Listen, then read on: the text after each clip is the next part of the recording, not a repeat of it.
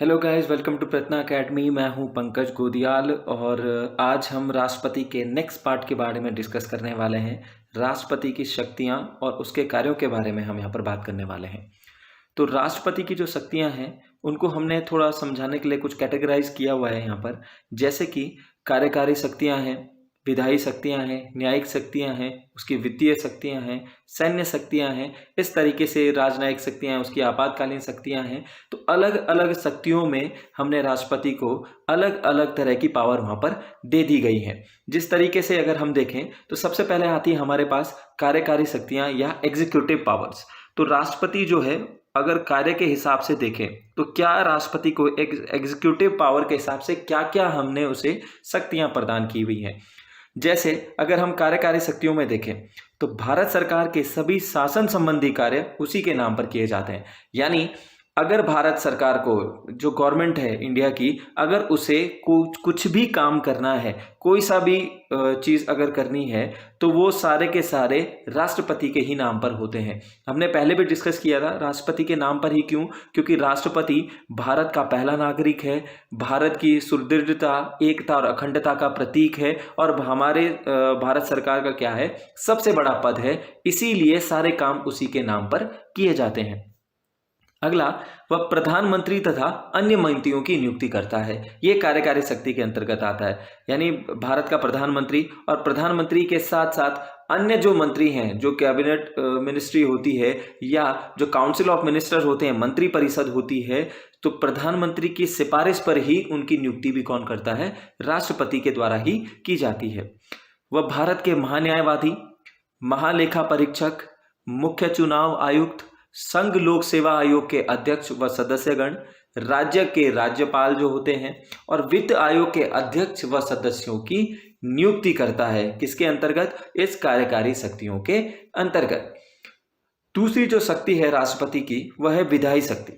विधायी शक्ति के अंतर्गत क्या क्या काम राष्ट्रपति कर सकता है, क्या क्या पावर हमने राष्ट्रपति को दी गई है। तो सबसे पहले वो संसद की बैठक बुला सकता है तथा कुछ समय के लिए उसे स्थगित भी कर सकता है, और साथ ही साथ अगर वो चाहे तो लोकसभा को विघटित भी कर सकता है या लोकसभा को भंग भी कर सकता है। यानी राष्ट्रपति जब भी चाहे संसद की बैठक को बुला सकता है, कुछ समय के लिए उसे स्थगित भी कर सकता है और प्रधानमंत्री की सिफारिश पर लोकसभा को भंग भी कर सकता है। दूसरा, संसद के संयुक्त अधिवेशन को बुला सकता है। एक चीज यहां पर आप लोग ध्यान रखना, संसद का जो संयुक्त अधिवेशन होता है वो हमेशा साधारण विधेयकों पर बुलाया जाता है या साधारण बहुमत वाले जो विधेयक होते हैं उन पर बुलाया जाता है, विशेष बहुमत वाले विधेयकों पर नहीं बुलाया जाता है। तो संसद संयुक्त अधिवेशन को बुला सकता है, लेकिन उसकी जो अध्यक्षता करेगा वो केवल और केवल लोकसभा का अध्यक्ष ही उसकी अध्यक्षता कर सकता है। बुलाने का अधिकार केवल राष्ट्रपति के पास होता है, लेकिन उसकी अध्यक्षता जो है वो लोकसभा अध्यक्ष के द्वारा ही की जाती है। आर्टिकल 105 के अंतर्गत ये प्रावधान किया गया है। वह साहित्य, विज्ञान, कला, समाज सेवा से जुड़े जानकार व्यक्तियों में से 12 सदस्यों को राज्यसभा के लिए मनोनीत करता है। यानी राष्ट्रपति को यह पावर भी दी गई है कि वो राज्यसभा के लिए 12 ऐसे व्यक्तियों का नाम मनोनीत कर सकता है, अपनी पावर का वहां पर यूज कर सकता है। लेकिन वो व्यक्ति जो है साहित्य, विज्ञान, कला, समाज सेवा से जुड़े होने चाहिए। इसके आधार पर वो 12 जो सदस्य हैं उनको राज्यसभा में मनोनीत कर सकता है। राज्यसभा के साथ साथ लोकसभा में भी 2 आंग्ल भारतीय समुदाय के व्यक्तियों को भी यहां पर मनोनीत कर सकता है। अब यहां पर जो ये आंग्ल भारतीय हैं, कहते किसे आंग्ल भारतीय? तो आंग्ल भारतीय का मतलब जाति से भी है, भाषा से भी। अगर हम जाति के परिप्रेक्ष्य में देखें तो ऐसे भारतीय हैं जिनके पूर्वज जो थे वो यूरोपियन वंश के रहे होंगे। यानी ऐसे भारतीय जिनके जो पूर्वज हैं वो यूरोपीय वंश के रहेंगे और जो क्या बोलते हैं, इंग्लिश बोलते हैं या भारत में क्या करते हैं, काम करते हैं और अब भारत के हो गए हैं, तो वो शायद क्या कहलाते हैं, आंग्ल भारतीय कहलाते हैं। तो इन्हीं आंग्ल भारतीय, क्योंकि अब जो है इनकी जो तादाद है या जो ये लोग हैं, अब यहाँ पर इनका क्या हो गया, कम लोग बचे हुए हैं, तो उनको बढ़ावा देने के लिए यहाँ पर किया गया है, राष्ट्रपति के द्वारा 2 आंग्ल भारतीयों का यहाँ पर मनोनीत किया जाता है। वह प्रत्येक नए चुनाव के बाद तथा प्रत्येक वर्ष संसद के प्रथम अधिवेशन को संबोधित कर सकता है। यानी कि जब 5 साल के बाद हमारी जो लोकसभा क्या हो जाती है, स्थगित हो जाती है या भंग स्वतः ही क्या हो जाती है, भंग हो जाती है 5 साल के बाद, दोबारा से 5 साल के बाद इलेक्शन होते हैं। तो जब नई सरकार आती है, नई सरकार जब अपने पद ग्रहण करती है, तो उसके बाद संसद का जो पहला लोकसभा का जो पहला जो हमारे पास अधिवेशन होता है या पहला जो जहां पर बैठक होती है, उसमें राष्ट्रपति क्या क्या करता है, इनको संबोधित करता है।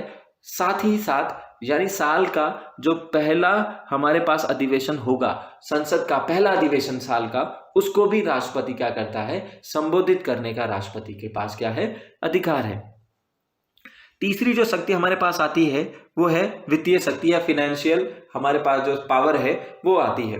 इसके अंतर्गत राष्ट्रपति धन विधेयक राष्ट्रपति की पूर्वानुमति से ही संसद में प्रस्तुत किए जाते हैं। यानी जितने भी हमारे पास धन विधेयक होते हैं वो बिना राष्ट्रपति की अनुमति के वो लोकसभा में पेश नहीं किया जाता, और धन विधेयक केवल और केवल लोकसभा में ही प्रस्तुत किया जाता है। लेकिन राष्ट्रपति की पूर्वानुमति के बाद ही उसको हम पेश कर सकते हैं। वार्षिक वित्तीय विवरण यानी बजट जिसे हम कहते हैं, वो भी संसद के समक्ष रखता है। प्रत्येक 5 वर्ष में, यानी कि जो हमारे पास राज्य और केंद्र जो है उनके मध्य राजस्व का बंटवारा करने के लिए, ठीक है, तो राजस्व का बंटवारा करने के लिए प्रत्येक 5 वर्ष में राष्ट्रपति एक वित्त आयोग का यहाँ पर गठन करता है।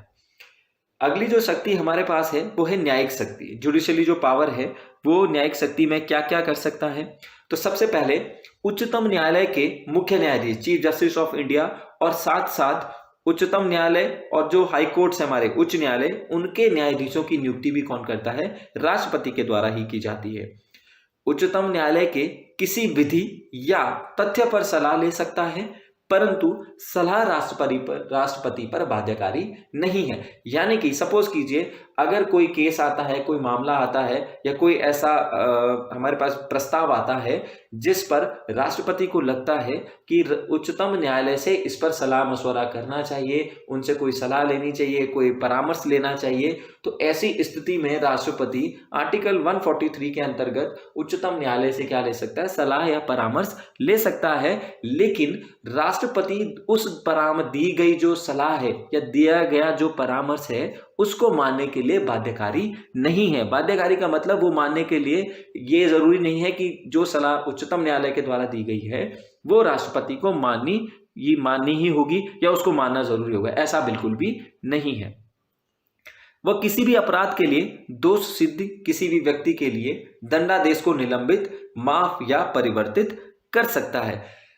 अब राष्ट्रपति के पास एक पावर भी है कि वो सपोज करो कोई किसी व्यक्ति के ऊपर दोष सिद्ध हो गया है या किसी व्यक्ति को दंड देने का आदेश दे दिया गया है, तो वो उसको निलंबित भी कर सकता है, उसे बिल्कुल माफ भी कर सकता है या उसकी सजा को क्या कर सकता है, परिवर्तन उसमें कर सकता है। अगली जो हमारे पास शक्ति है वो है सैन्य शक्तियां। तो सैन्य शक्तियों के अंतर्गत क्या भारत के सैन्य बलों का सर्वोच्च सेनापति होता है। जो हमारे सैन्य बल हैं, अगर हम सैन्य बलों की बात करें तो हमारी थल सेना, जल सेना और वायु सेना, इन तीनों का सर्वोच्च सेनापति होता है और इन तीनों सेनाओं के प्रमुखों की नियुक्ति भी राष्ट्रपति के द्वारा ही की जाती है। अगली जो शक्ति हमारे पास आती है वो है आपातकालीन शक्तियां, इमरजेंसी पावर। अब जो ये इमरजेंसी पावर्स है हमारे पास हैं, आपातकालीन शक्तियां, इसके अंतर्गत 3 इमरजेंसी हमारे पास लगाई जाती हैं। राष्ट्रीय आपातकाल आर्टिकल 352 में, राष्ट्रपति शासन आर्टिकल 356 में, वित्तीय आपातकाल आर्टिकल 360 में। इनके अंतर्गत भी राष्ट्रपति इमरजेंसी की घोषणा कर सकता है। जो इमरजेंसी वाला चैप्टर है हम आगे डिस्कस करेंगे, राष्ट्रीय आपातकाल कैसा होता है, कब लगाया जाता है, राष्ट्रपति शासन कैसे लगाया जाता है या वित्तीय का आपातकाल कैसे लगाया जा सकता है। इन सब के ऊपर हम नेक्स्ट वीडियो में इसको डिस्कस करेंगे। काफी लंबा टॉपिक है, वहां पर डिटेल में इसको समझेंगे। तो आज हमने देखा राष्ट्रपति की शक्तियां और कार्यों के बारे में, जो कैसे कैसे कितनी शक्तियां राष्ट्रपति को दी गई हैं और कब कब किस किस तथ्य के ऊपर राष्ट्रपति अपनी कौन सी शक्ति का वहां पर प्रयोग करता है।